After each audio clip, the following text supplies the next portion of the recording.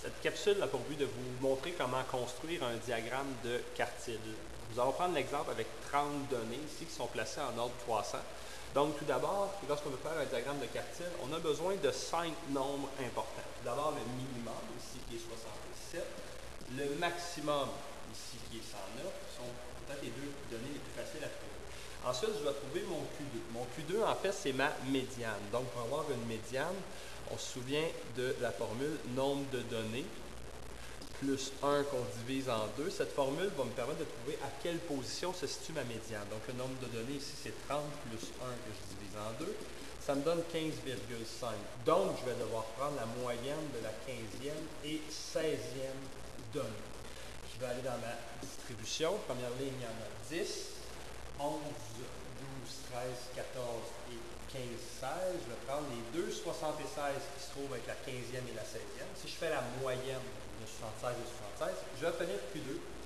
Donc, 76 ici, qui serait ma médiane, ou mon Q2, qui est une donnée qu'on pourrait ajouter. En fait, c'est un niveau 76 qui est créé. Pourquoi je dis un niveau 76? Parce que maintenant, je dois trouver Q1.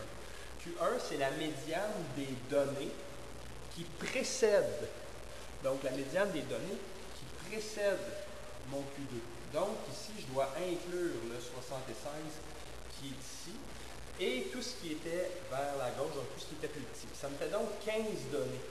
Donc si je veux avoir 15 données, je vais faire la même formule. Je cherche la médiane de 15 données plus 1 divisé par 2. Je cherche donc la 8e donnée pour aller chercher mon Q1. La 8e, 1, 2, 3, 4, 5, 6, 7 et 8, ça va être le 69, qui va être mon Q1. Pour le Q3, ça va être la même chose. Donc, je vais prendre le deuxième 76 que je me suis servi pour faire ma Q2. Je l'inclus, parce que ce n'est pas ma médiane. Je m'en suis servi pour la trouver. Et maintenant, à partir de là, je compte également la 8e donnée, puisque j'ai 15 chiffres après la médiane. Donc, 1, 2, 3, 4, 5. 6, 7 et la 8e serait 80.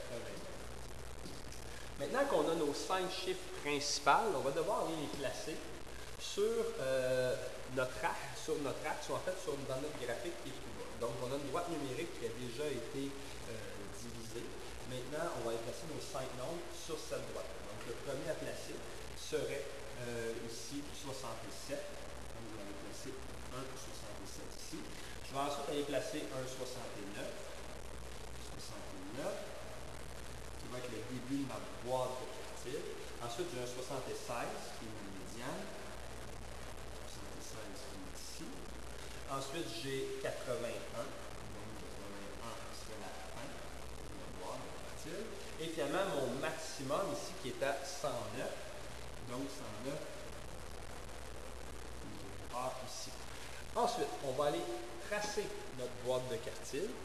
Donc, la boîte de quartile ici, on va aller la fermer comme ceci, comme ceci. Et nous allons relier ce qu'on appelle les moustaches de minimum et aussi de maximum. Maintenant, notre diagramme de quartile est complété. On pourrait le colorer et ça complète notre diagramme de quartile.